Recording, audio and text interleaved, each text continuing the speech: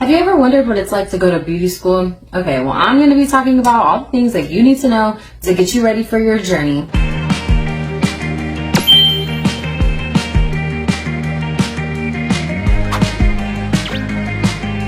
We're going to be starting off with chapter 1, which is starting your cosmetology school journey. So, first things first, let's talk about why most people choose to go to beauty school. And it's because we have a passion for helping people feel beautiful and confident, or the creative aspect, or even just the beauty aspect of transforming something or bringing something to life, right? So for me, my personal motivation was that the pathway to go to college, it just didn't work out for me. I tried it for 2 years, and we can get into that another time. But long story short, just felt that magnet pull towards beauty and helping women feel beautiful and confident. And so I went into it for those reasons, thinking that I was going to be doing makeup, when I actually ended up focusing more on hair and skin. The kind of beauty careers that you can have range from skin, hair, nails, and there's so many things within that you can scope and branch out into. All right, so let's talk about what you can expect from day 1. You can expect either receiving your beauty kit or going out and getting all the tools that you need to start. And the school is mainly there to teach you about how to not spread infections and diseases, and that is so crucial. Let's talk about the course setup. The course setup is usually going to be half of the day towards your school work, your book, your studying, and then the other half will be practical, like hands-on practice on actual people. Now, you will have mannequins, you should have mannequins to practice on before you get your hands wet with real people, but there are going to be some cases where you are going to dive straight into a person. To start off strong, you're going to want to just be yourself, okay? Don't try to be nobody else, be you. And keep reminding yourself of why you're there, because when you're working with a lot of people, you are going to come across many people who come from different walks of life, and some people are just not really going to be in it for the passion or the rewarding aspects of the career. They're going to be there to start drama, to gossip, to just pass time, to get rich quick, and that kind of thing. So you just want to be prepared and go in with the right mindset. Let's talk about foundational skills, because it's the literal foundation for which, after you create that foundation, then you will be building on top of that, which is your specialty. And there are so many things to do. But starting off with your foundation, like I mentioned earlier, mainly going to be not spreading diseases, not spreading infections, making sure things are clean, sanitized, and disinfected, and possibly even sterilized. So that's what school will go over. Transitioning from the mannequin to a real person can be a learning curve. It can be a challenge because a mannequin doesn't talk. A mannequin isn't producing things from their hair, skin, and nails, right? A person is. Think about your customer service and apply that. You're going to want to understand where that person is coming from, what their concern is, and ask questions, y'all. Don't be afraid to really get in and ask questions to understand, because you want to actively listen to the customer, because it's a real person. Their head shapes are going to be different, just like their nails are going to be different, their skin. All of these things are going to have different problems and solutions, and we're the ones that they're coming to for these solutions. Let's get into chapter 2, which is from classroom to career. Qualifications for graduating a cosmetology school, or even when you're thinking about going to one, you're going to want to check your state's accredited hours. Like, they recognize that by you going to that school and gaining those hours, it is by the state that it is approved. And so when you're done, you've did your hours for school, and they've prepped you for taking the test. And there's 2 tests usually. Like I said, you're going to want to check your state. So the first test is a written portion. You're going to, all the studying, the theory that you've been going over, that is also laws and regulations. They're usually going to send you a booklet that goes over that. You're going to want to study that too.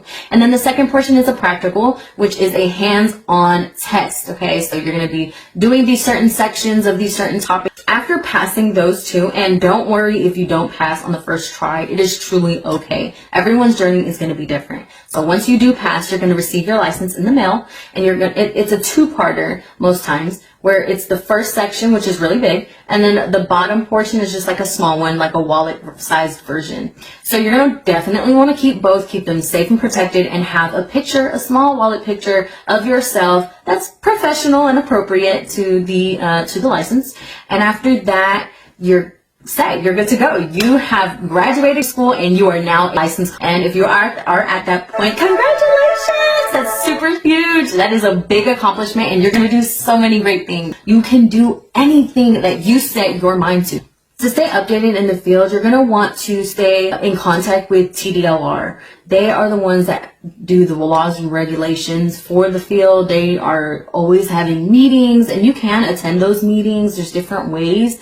So definitely that is a resource that you want to stay in contact with. Another one is beauty expos, and a lot of people, especially these days in the new world we live in, social media is such a key factor. You're going to want to stay updated through social media influencers. And when I say influencer, we are not talking about the people that just you're going to want to choose a beauty influencer that has walked a similar path that you have, or that is walking the path that you want to go on. Different certifications that you can get is Barbicide, which I highly recommend. They go through all the things to disinfect your items, and then come out with new products too, which is just becoming more and more efficient.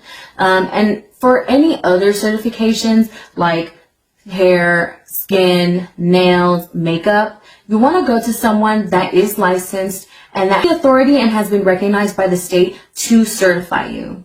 Now, if they are a licensed cosmetologist that is providing a certification to you, they have their license. They have the experience, and that is something that is very valuable, especially as a mentor. There's a huge debate in the field whether or not to go to someone who is licensed or to someone who has a certification. In my opinion, it is the best for you to get both. Start off with your license, go to school, get the foundation, get that groundwork. So that way, when you have your license, you can go to someone who is accredited, who is specializing in what you want to specialize in, and they will mentor you to do that. And once you have those certifications, the world is your oyster. And I'm sure that everybody knows it by now, YouTube University. There are so many good videos on there that can teach you and train you, and that is such a great resource to have. Like, we have it at our fingertips, okay? It's up to us and how self-disciplined we are, and how bad we really want it, and how bad we really want to learn. And that is the key thing here in this field, to keep learning. You will never know everything there is to know about this field. There is always something to know. And even if not, there's always something to learn from someone. Now let's talk about building client relationships. Professionalism and clear communicating is so important. It goes over so many people's heads. It's actually crazy. Okay, you need to actively listen to your customer to see what do they want? What do they need? What are they telling you? And say it back to them so that they can understand that we're on the same page here. And when you're on the same page, then you can execute what they want, and they're going to be happy with the result. I mean, who doesn't want to leave happy and confident? You have that power to make that happen and give that to them. And that honestly is the most rewarding part, at least for me. And that's why I love what I do, because when I see my people walking out and they are just the happiest, confident, walking out, like, not only is it like, yeah, I had a part to play in that, but it's also like, look at her go. Let's talk about what I recommend for you to do when you have a difficult customer. It is going to happen, and it has happened in my life a whole lot of times for many different reasons. And truly, as long as you stay actively listening and providing a solution, and sometimes that won't even solve it, but most times that will solve the issue. Now, if you come across a person that does not want a solution, they just do not care, they do not like you, they want nothing to do with you, and they're just giving you a hassle, I have 3 possibility outcomes. Tell your teacher. If you're working somewhere, tell your manager, tell your boss. If you're working for yourself, decline the service and ask them to leave politely.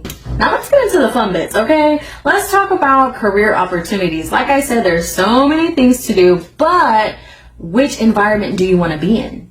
Because you can go solo, you can do a salon, You can booth rent, you can rent a suite, you can be suite mates with someone, with a couple people actually.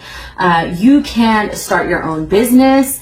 You can be hired under somebody. Now, when you are hired under someone, you do want to make sure that they are doing the legal process. You know, you don't want to be caught up in anything. Like I said, many people walk different paths of life. So you just want to make sure that you are going with someone. If you're not going by yourself, you want to go with someone who has walked your path or is walking the path that you want to go on. Now, let's say you want to start your own business or you want to have your own solo suite. Well, I compiled everything that I know and everything that I did into an ebook that's available on my website, because I had to put so much, even though there are a lot of available resources online, I had to figure a lot of stuff out on my own. And I did not want people coming into the industry to be so clueless like I was. Y'all, I was clueless, crying my eyes out. I could have a river by now with how much I was crying and just lost. So that's why I created the ebook that has everything that I did and everything that I know, because I started from zero. It was giving crickets.